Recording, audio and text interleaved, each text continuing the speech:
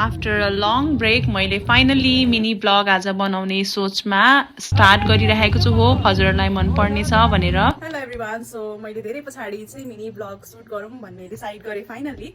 र आज चाहिँ मैले यहाँहरूलाई देखाउने छु छठको ब्लग। हजुरहरूले हेर्न सक्नुहुन्छ छठमा हामीले के गर्यौँ। हुन त हाम्रो छठ पूजा चाहिँ हुँदैन, तर आई इन्जोय भिजिटिङ आवर छठको जुन मेला लागेको हुन्छ नहरमा एकदमै सजावटको साथमा।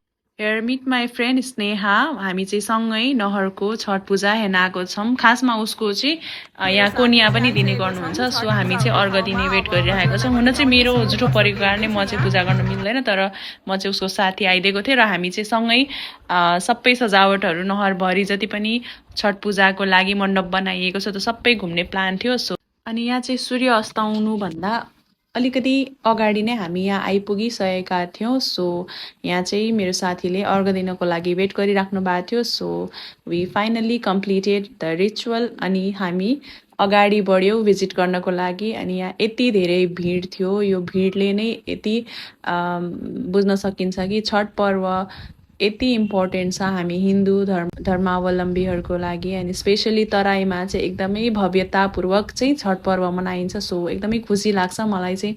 आफूले हाम्रो घरमा सेलिब्रेट नगरे तापनि हामीले चाहिँ एकदमै फुल्ली यसलाई इन्जोय गरिरहेका हुन्छौँ र एकदमै आस्थापूर्वक श्रद्धापूर्वक सबैले मिलेर यो म्यानेज गर्नुभएको हुन्छ। सो एकदमै खुसी लाग्छ। अनि वी डिड सम फोटोसुट अनि त्यसपछि हामी मेला हेर्दै हेर्दै अगाडि बढिरहेको थियौँ। अनि मैले चाहिँ मेरो साथीलाई यहाँ हाम्रो छेउमै नजिकै भएको लोकल मोमो खाने ठाउँमा चाहिँ मैले उसलाई लिएर आएको थिएँ। अनि यहाँ एकदम भिड थियो।